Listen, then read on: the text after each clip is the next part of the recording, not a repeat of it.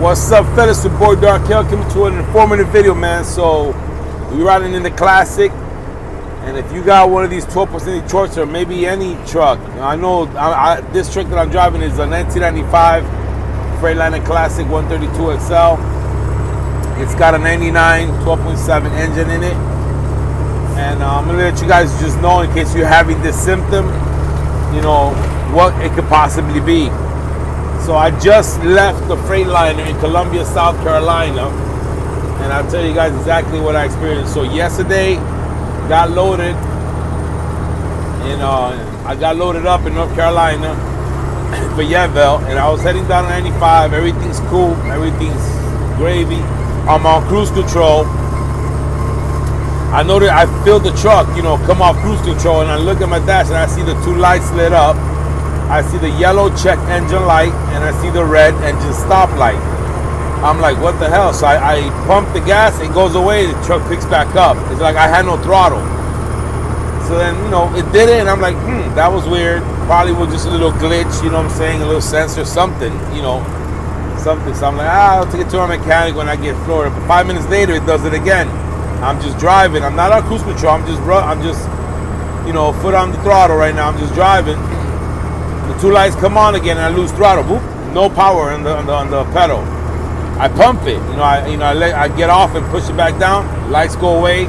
Same thing. And 5 minutes later, it did it again. It was like clockwork. It was like every 5 minutes it was doing it. And as long as I got my foot off the pedal, got back on it, it will keep going. So I'll tell you what you don't want to do in that situation is go to a TA. So again, it started happening in Florence. So, the Manning, the TA in Manning, South Carolina is a little bit further down from Florence, the south. So I pull into the TA just to see what's going on. Mind you, I'm loaded with a load. The appointment is next day at 8 in the morning. So I pull in the TA, tell them, hey, just need to get a diagnostic. My truck's turning on the light. I told him what I was doing. And I don't even know what I was thinking going in the TA. And she tells me, it's going to be we probably won't be able to get to you until like 2 days from now. It's talking about they were so backed up. That's the same song the TAs always sing. So whatever. So that's what you don't want to do. You don't want to go to a TA because they'll make you wait forever, and then they won't even do shit about it. TA is good for tires and like oil changes, or something that's like a starter or something like that. But now when it has to do with just if you can make it to a dealer, make it to a dealer. So I was about 62 miles from the dealer. So I went ahead and I pushed it to the South Carolina, the Excel Group in Columbia, South Carolina, Excel Group Freightliner dealer, right off 77 on Shop Road. I think it's exit 5. So I pushed it over there. And again, obviously, if you're in a situation where you can't get there, then you want to pull over to a safe area, and then you guys go from there. But the truck was doing it every couple of minutes, so I figured I could push it there. And I can tell you that the closer I got, the more it was doing it. It's around 7, when it first started happening, it was around 6:30, around there. So I started heading over there. I called them, the Excel Group, the Freightliner. They closed at 8. Told them, hey, I could be there around 7:30. Told them what my truck was doing. They told me, that they won't be able to get me in till just tomorrow morning. They're like, come first thing in the morning, we'll get you in the morning. There's a petrol down the street, which I know exactly what petrol they're talking about. The one right there on exit 5, same exit. So the Freightliner dealer is like 2 miles from that petrol. All right, so I pushed it to a petrol. I paid for a reserve spot. There was no parking. I get a reserve spot. And I paid for 2 days just in case, I am going to the dealer the next day. So stay there, turn the truck off, let it stay off for a next. I'm thinking to myself, damn, because it's weird. Because when I first got to a petrol, I let the truck idle for like maybe 2-3 hours. Idles perfectly. The first thing you want to do, I forgot to mention, when it first started happening to me, when I was in Florence, the first thing you want to do is check all your gauges before anything. That's the first thing you want to do. You want to check your voltage gauge. That looked good. I checked my oil pressure gauge. That was good. My coolant temperature gauge. That was good. Oil pressure, temperature, like the oil temperature. Like I just started checking all my gauges. They're all perfect. I would just lose my throttle when the lights came on. Then I would take my foot off the pedal, put it back down. They go away. As I get it close to the petrol, it's doing it more and more. Now it's doing it about 2 times per minute. So it's getting very annoying. It was obviously getting worse. And I'm pretty much ruling out that it's a fuel pump, because when I got to a petrol, at first I was like, oh, it might be the fuel pump is faulting or whatever, failing. But when I get to a petrol, this thing is just idling perfect for like 3 hours idling. And it can't be the fuel pump. You know, I'll be parked and I'll punch it. Boom, I'll rev it up. Perfect. Nothing, no lights. I disconnect from my trailer. I go around the block. As soon as I pull out the petrol, it fails. Again, the little lights come on. So I'm like, okay, I go back. So whatever, I turn the truck off, go to sleep. I'm trying to think, what could it be? You know, owner operators, you always want to try to guess what things are. And me, from my experience, I know it has something to do with my fuel, because what's happening is when the lights come on, I'm losing the throttle.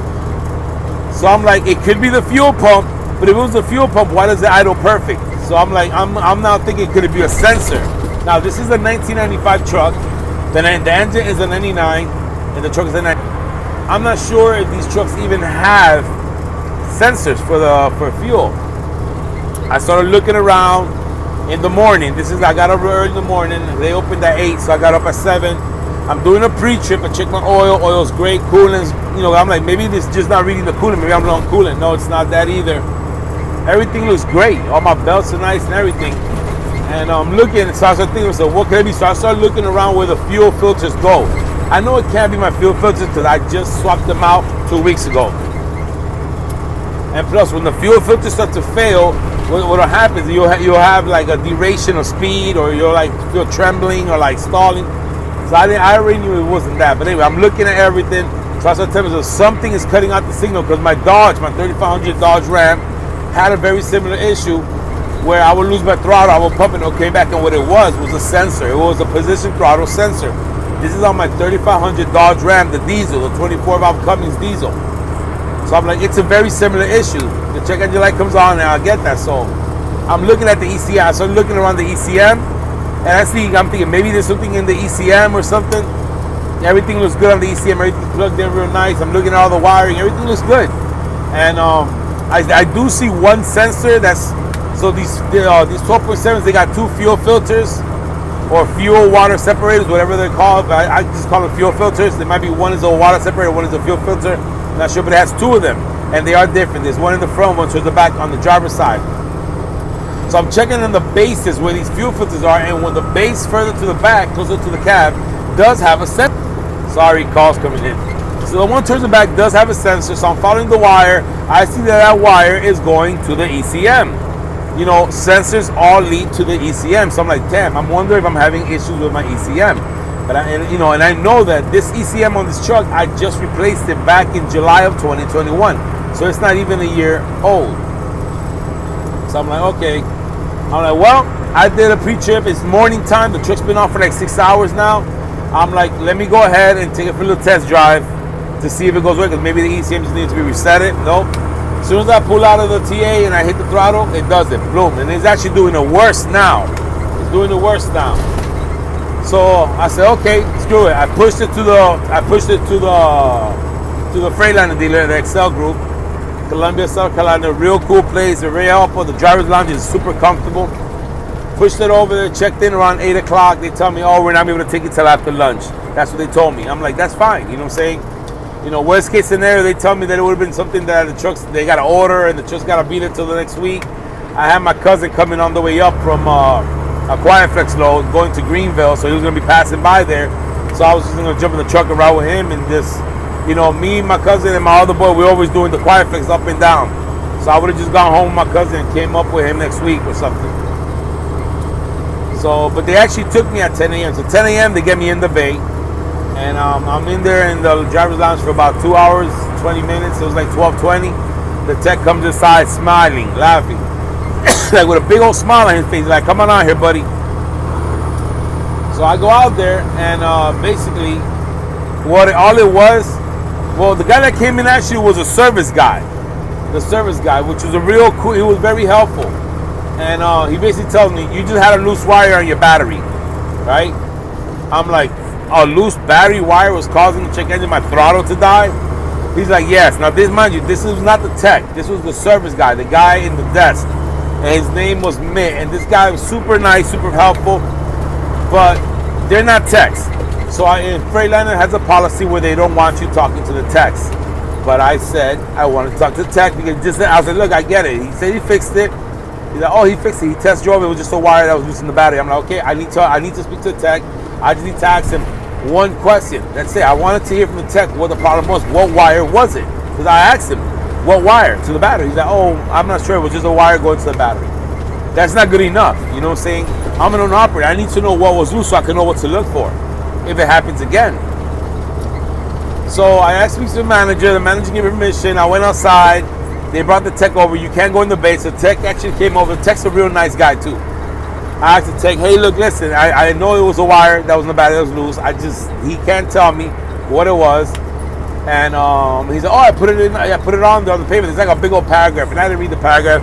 And the guy didn't read it either. And I'm like, oh, okay, well, I didn't really read it. I just wanted to talk to you because, I just wanted to see, just ask you, like, what wire was it that was loose? And he told me it was a ground wire, the main ground wire from the ECM to the batteries. Now that explains it all. If your ECM is not grounded correctly, the ECM is probably cutting out, and that will cut everything out. So, okay, so that made sense to me. So, fella, and I told him, are you sure that's what it was? He's like, yo, I test drove it. He said that he put the computer on it. He could not get a code, obviously, because the light only comes on when you hit the gas.